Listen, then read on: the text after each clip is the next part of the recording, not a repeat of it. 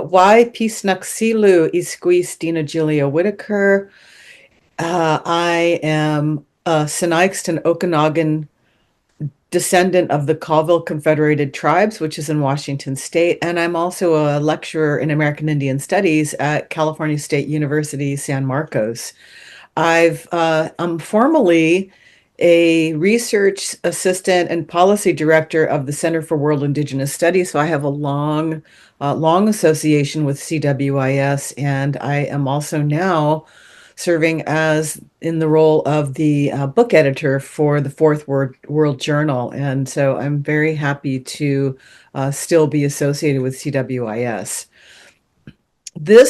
In this issue, I have written a book review about a book by Dr. Robert Jones, and the name of the book is The Hidden Roots of White Supremacy.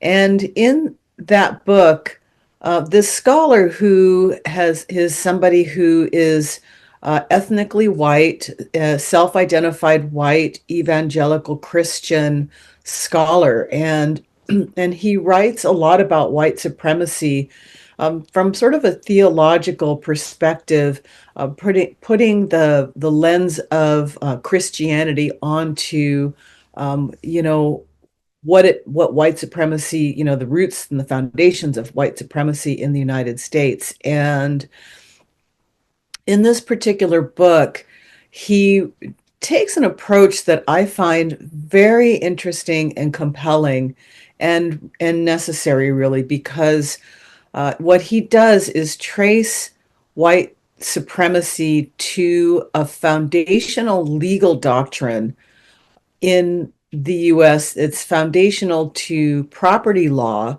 but also to American Indians. So this body of this thing that we call federal Indian law begins with the very first Supreme Court case ever argued, which was in 1823. It's called the Johnson v. McIntosh decision, and in that doctrine, or in that legal decision, it became the first of what's known as the Marshall Trilogy, which lays the foundation for what becomes federal Indian law in the U.S. And what the Johnson decision was famous for was for articulating this thing called the Doctrine of Discovery.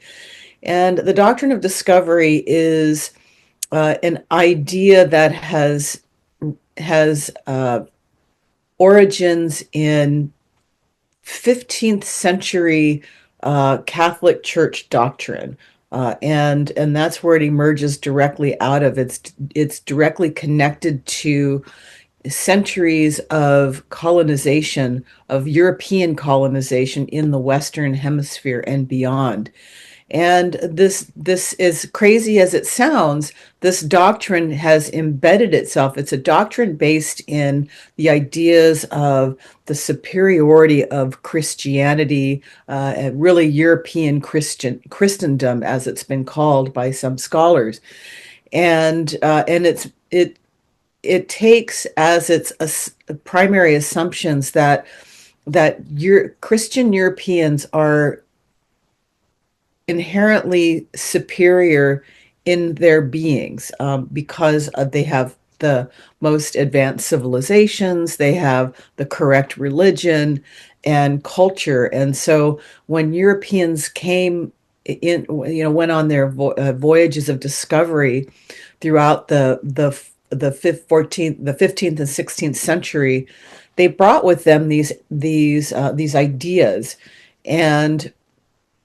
and really these ideas were about justifying the profound violence against indigenous peoples in the places where they arrived.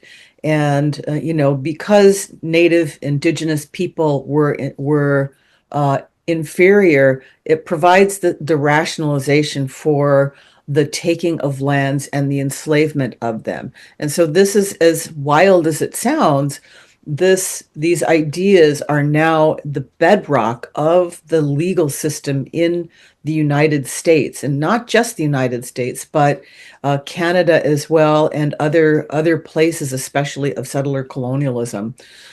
So Robert Jones in this book, The Hidden Roots of White Supremacy, understands that white supremacy really has its origins in the United States in this legal doctrine. So it ties together the histories of slavery with the histories of indigenous conquest, and as it proceeded throughout the centuries, and I think that it was really worthwhile to bring some light, shine some more light on his arguments, and because he makes some really important points. I think are there's some caution, and I use that and write about it in my review of that book.